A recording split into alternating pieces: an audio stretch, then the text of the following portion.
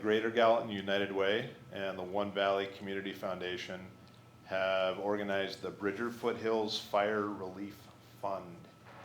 And you can go to the Greater Gallatin United Way website or just search Bridger Foothills Fire Relief Fund. That is set up right now. I believe they'll be able to take monetary donations now or very soon. And that's how our community can help these victims of being displaced by the fire. And like I say, the physical donations, it's a tough position to be in. We don't want to turn those away, but we want those to be managed intelligently. And there are needs, and we just ask for a little bit of research, put some effort into finding out what those needs are before adding to our stockpile of water and Gatorade. So we do need those things, but we do have some specific needs that will be put out as well. So again, it's a great group of people doing amazing things for the community that they live in and care about. And again, it's an honor to work with them and everybody in this room. It's an amazing partnership and collaboration that this community has.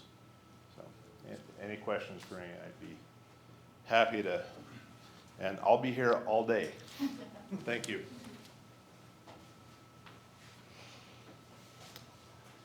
Thanks, Kevin. Well, we're getting kind of towards the end of the agenda. I'm going to start kind of closing this out. I got a few things I'd like to cover as we do that. One thing I wanted to kind of backtrack for a second is just we've had some questions in regard to the cause of the fire. It's unknown at this time and it's under investigation. And then flash forward to right now, and there's a few things that I want to emphasize. Obviously, we've got a large-scale fire. It's very complex. We're hoping. I'm hoping and praying for some good weather tomorrow, and that's going to really help us out. However, we're a long way from being done with this incident. Even though we might get some really good weather, that's going to help us big time, and we'll take all the weather, good weather we can get. But it looks like it's going to start drying out again towards the end of the week, back into the 70s, and September can be awfully dry. And so this fire is going to be here. We're going to continue to manage it for the long term, obviously through September. Then even when that fire is completely out and we're able to get that thing contained, we're still going to be working with this fire. Obviously, it'll be from a resource perspective. There's going to be some rehab opportunities, and we're going to be looking at resource protection. Obviously, staying engaged with all of our partners in this community and looking at impacts to private property and working with the county and the state. So we got a lot of work to do still. So I ask for your patience on that. This fire is not going to go away anytime soon. On that note, starting tomorrow, we're going to transition the management of the fire to what's called a Type 1 Incident Management Team. Right now, we have a management team in place. It's a local management team tied in with a lot of the folks that we've already talked, and everyone you see here is part of that team. They're not going anywhere. They're all staying here. We're all staying here. That Type 1 Incident Management Team is just going to bring some capacity to help address this fire. And so you might hear some of that information. I know it's been on the press release lately. We'll be doing that transition again tomorrow. But at the end of the day, we're not going anywhere. We're all here, and we're going to continue to stay in that unified command, working together with all of our partners.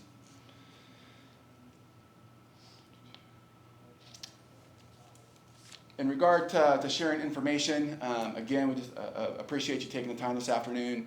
I know, again, my preference would be face-to-face and just trying to get information out as soon as we can. That's hard in today's world that we're in, but we're very committed to continuing sharing as much information as soon as we can. I know we've got a lot of social opportunities and online platforms to continue to send those press releases. There's also a website called NCWeb. Probably heard about it. You can just Google that, INCI Web. But that gives you up-to-date information as well on the fire.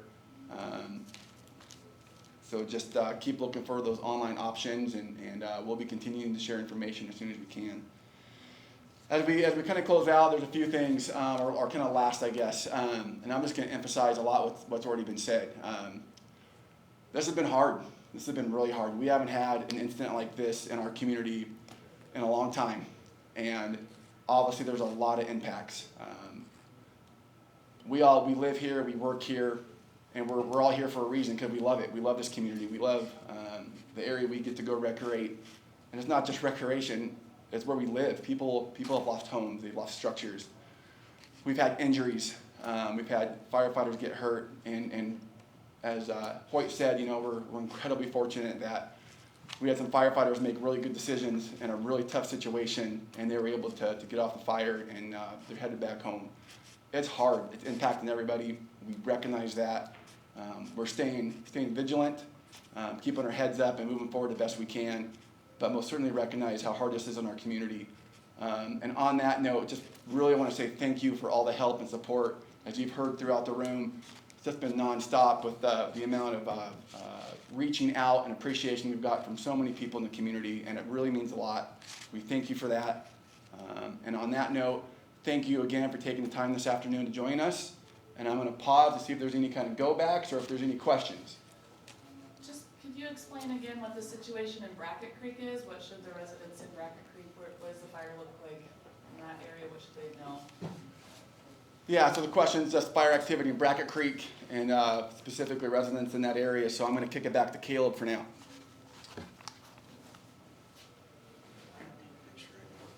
Yeah, sorry.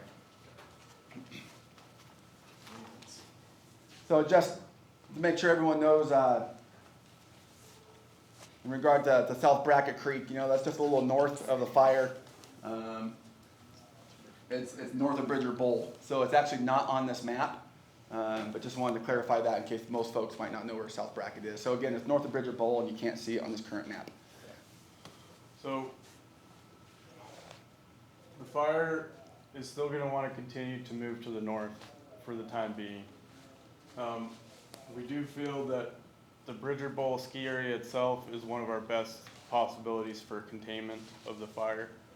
So some of it will depend on what the weather does tomorrow and in the ongoing days. And some of it will depend on, you know, then how many resources we're able to kind of get in and start engaging the fire. But that's kind of where we're at right now. We do have a management action point in place for if fire becomes established, basically in Schlushman, for hitting some of those trigger points and starting to look at evacuations north of that area in coordination with the sheriff's department and things like that. So we would be keeping on top of that situation, coordinating with the sheriff's department, and looking at whether or not that's needed at that time. But yeah, that's kind of the best information I can give you for that.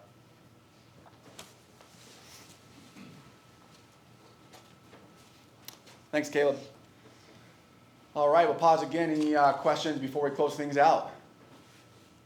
Getting the no from our folks monitoring the computer. So again, thanks for the time, and we'll keep sharing information when we get it.